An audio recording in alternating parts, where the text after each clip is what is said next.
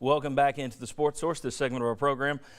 Brought to you by our great longtime sponsor, Tenova. Shows like today's are made possible by the terrific backers like this fine company. Learn more at Tenova.com.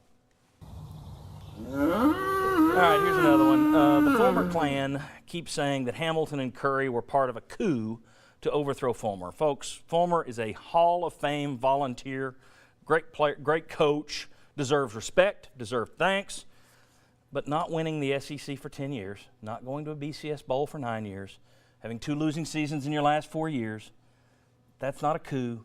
That would get you pushed out at Florida, Auburn, Alabama, Georgia, or LSU. Let's just stop with the revisionist history on that one. Okay, here we go.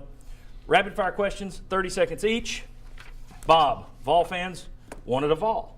Currie, a UT grad. Currie worked at UT, but he's not considered a true Vol. When do you become a true Vol? You become a true Vol when the people who want a true Vol decide that you're a true Vol. Obviously, I was born in Knoxville. I graduated from the University of Tennessee. I would be a true Vol, so maybe that's the point. But it's open-ended. You're a true Vol when, as you said, it's the Vol I wanted. That's right. When you're a true Vol. They're true Vols and truer Vols. And really true Vols. Jimmy, this is a divisive hire because it wasn't Blackburn or Fulmer. How big of a problem is the unpopularity for Currie? I think it's going to be a bit of an issue because I've already had a number of boosters that are 6-figure donors that have told me they will not donate. Now, that's raw emotion right now. Would that change? I don't know. But I think that's something he's got to overcome. You know, you mentioned when some people meet him halfway, some of the boosters need to do that. Some of the people that have said they're not going to be supported because they didn't like John Currie. I do think he's got to mend some fences. He even mentioned it when he was hired here that there was a disadvantage to having been here because he did step on some people's toes. So I think that's a hill he's got to overcome. Doug Dickey was wildly unpopular, but succeeded. Maybe Currie can too. I will just say this in terms of reaction. Can you imagine in 1985 the reaction to Doug Dickey, who left Tennessee for Florida, coming back here if you had talk radio and Twitter? Oh, man. Yeah. Would have been worse than this. Mike Griffith, Currie is said to be a real stickler for NCAA rules, doesn't want coaches towing the line between right and wrong. Good or bad for Tennessee recruiting in the SEC, if true? Well, I think it's true, and I think it's good. I think compliance and progress are the two things that every athletic director looks for. And when I look at Butch Jones, I don't see a whole lot of issues with compliance. And when you go back to the dirtiest football coach Tennessee ever had, Lane Kiffin, I didn't see where his recruiting really helped the program out that much, and he was all over the line, so to speak. Well, and as was pointed out earlier, I don't know if this is specifically where Mark Pancratz was going, but if you're a stickler for the NCAA rules, maybe Currie would have been here to say, let's not have juniors over to the coach's house for a barbecue. So for all those people saying, I don't want a stickler might have kept you Bruce Pearl. Chuck Cavaleris, was David Blackburn treated poorly by UT?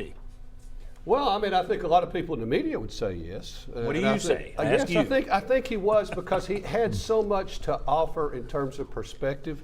And even if it's not the guy you're going to hire, he may be able to give you some details or information that helps you in that process.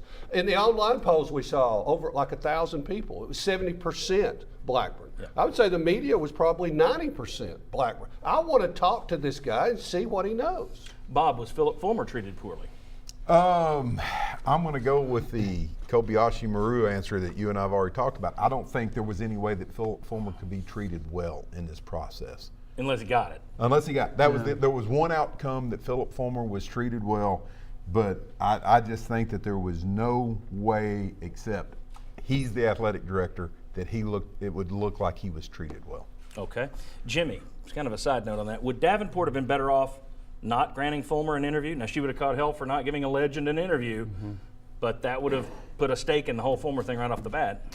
I think she'd have been better off not granting it, and here's my explanation as to why I think that. I think that somebody early on should have told Phillip Fulmer, Davenport's going for a Power 5 athletic director with experience.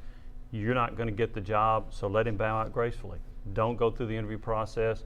Don't go through this. Don't be led on to thinking you're going to get the job. I think the better way to handle it would have been to let him just say, no, I'm not going to pursue it, not interview. And now, would there have been some people upset?